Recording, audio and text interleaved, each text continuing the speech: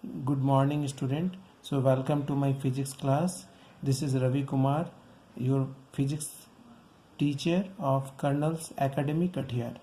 So, in my last class, we had seen the Newton's second law of motion. So, taking our study further, we will see Newton's third law of motion. So, what is the statement of this third law? Statement is very simple. To every action there is an equal and opposite reaction. So what does action means? So action means, suppose if two objects interact, suppose you can see one example over here. Here you can see, so FWH means force on wall by your hand. So this is your hand and this is the wall. So if WH represents force on wall due to hand, so this, when you are pressing the wall, so that is known as the action force. FWH, this is the action force. Okay, so if two objects, here you can see here two objects, they are interacting, and force exerted by one object on the other is called an action force. Okay, this is the action force. And then what is the reaction force? See here, when you will press the wall, definitely you will feel one force on your hand. So that force is nothing but reaction force. FHW represents what? Force on hand by the wall. So FHW, you can see here, this is the FHW. So this is the reaction force. So now come to the definition. For every action, to every action there is an equal and opposite reaction. In other words, we can say that when one object exerts a force on another object, the second object instantaneously exert a force back on the first. What does it mean? Suppose this is the first object and this hand is exerting pressure or force on this. So you will feel pressure as long as you will keep on pressing the wall. Okay, so this instantaneously means this word. Second object, so here the second object is this is the first object and this is the second object. So if you will keep on pressing the wall, then you will feel force from other side, that is from the second object. Okay, so now come to the definition once again. So yes, Newton's third law of motion states that when one object exerts a force on another object, the second object instantaneously exerts a force back on the first, and these two forces are always equal in magnitude but opposite in direction. Okay, and you see here what is the action force?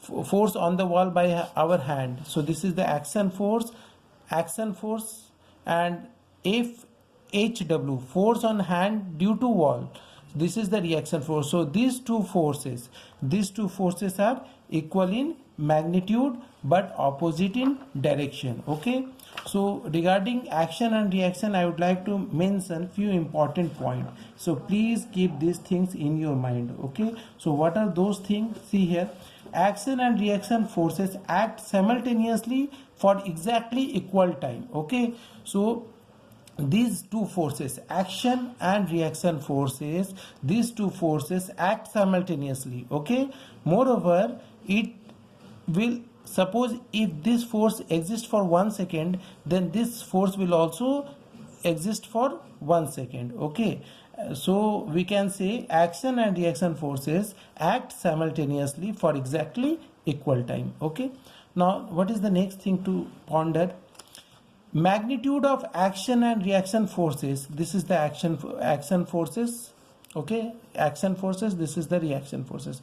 So the magnitude wise, these two forces are always equal, but their directions are opposite. You can see here in the picture, here is the direction of action force, then what is the direction of reaction force? It is exactly opposite to this. Okay, now and come to another point.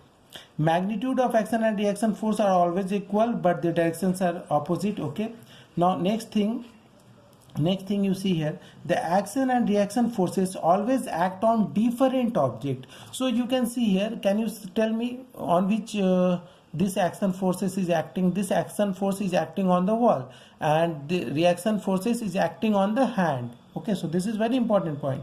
The action and reaction forces they are acting on two different objects. They are not acting on the same object. That's why, due to this reason, the action and the reaction forces never cancel each other. Okay, now one more point. From Newton's third law of motion, that is this law, from this law it is clear that forces always occur in pairs. A single force in nature is not possible. Okay, so here you can see, here is the action force and this is the reaction force. So these two forces act in pair. Not only these two forces, whatever the forces you see in your day-to-day life, they always act in pair. Means single force does not exist. Okay, a single force is not possible. Okay, and one more thing and last point. What is that point? Action and reaction forces are always equal in magnitude. We note this. These forces may not produce acceleration of equal magnitude. Okay, if these two forces are equal, we can say that if these two forces are equal, then their acceleration should also be equal. But no, this is not the fact. This is why this is not possible, because each force acts on a different object.